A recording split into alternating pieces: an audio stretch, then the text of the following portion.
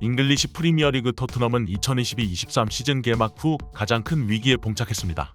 지난 맨유전 패배에 이어 뉴캐슬전에서도 패하며 2연패를 당하게 됐습니다. 토트넘은 24일 뉴캐슬 유나이티드와의 시즌 13라운드 홈경기를 가졌습니다.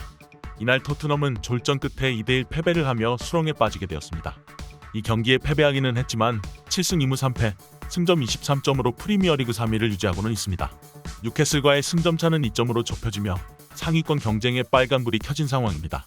토트넘은 경기 시작 후 손흥민을 이용한 강한 압박으로 적극적인 공격을 시도했습니다. 여러 차례 슈팅을 시도했지만 그물 안으로 밀어넣지 못했는데요. 전반 11분에는 강한 압박을 통하여 공소유권을 따내고 골키퍼와 1대1 상황을 만들어냈지만 슈팅이 골키퍼 선방에 걸리며 아쉬움을 남겼습니다. 이후 토트넘은 선제골을 내주게 되는데요. 이 상황이 참 묘합니다. 뒷공간으로 찔러주는 패스에 속수무책으로 당한 토트넘 수비진을 두고 요리스는 전방으로 대시해 공을 막아내려 했습니다. 그러나 애매한 볼 처리로 인하여 뉴캐슬의 공격수 타일러 윌슨에게 공이 향했고 윌슨은 깔끔한 마무리를 보여주었습니다. 여기서 문제의 장면이 나오는데요. 골키퍼가 골문을 비워두고 나오는 경우 공격수와 1대1 상황이 대부분이죠. 하지만 보통은 골문 앞에서 그런 상황이 벌어지는데 어제 경기에서는 페널티 박스 밖에서의 경합 과정이었기 때문에 뒷공간을 내준 수비수는 빠르게 복귀하여 골문을 방어하는 것이 상식이고 수비수의 기본기입니다. 하지만 토트넘의 수비수 에릭 다이어는 그렇게 하지 않고 반칙이 아니냐는 제스처를 취했고 이후 심판이 아무 반응이 없자 급하게 수비를 하려고 했지만 어이없는 슛에 골을 내주고 말았습니다. VAR이 있기 때문에 어떤 상황이든 끝까지 플레이를 하는 것이 맞고 그것은 공격수, 수비수 모두에게 해당되는 상황입니다. 모든 상황을 끝까지 보고 난 이후에 그때 항의해도 절대로 늦지 않았습니다. 하지만 다이어의 순간 판단력은 굉장히 아쉬웠고 그로 인하여서 토트넘은 선제골을 내주게 되었습니다.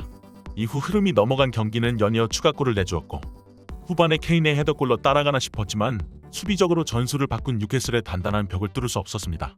에릭 다이어의 불안한 수비 장면은 이번 경기 내에서도 여러 번 나왔고 심지어 백패스가 자신의 골대로 들어갈 뻔한 상황도 있었습니다.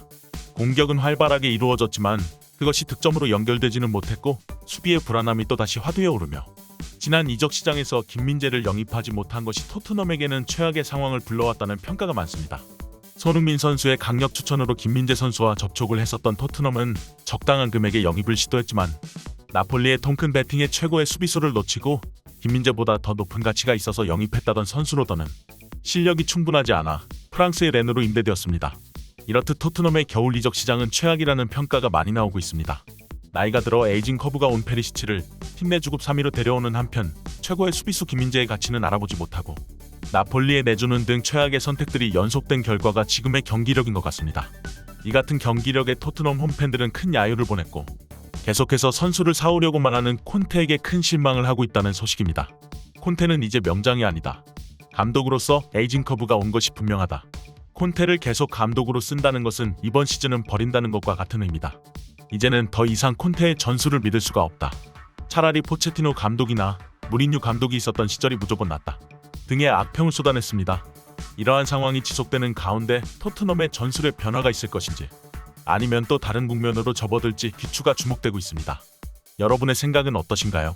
댓글에 남겨주세요. 오늘 영상은 여기까지입니다. 영상 시청해주셔서 고맙습니다.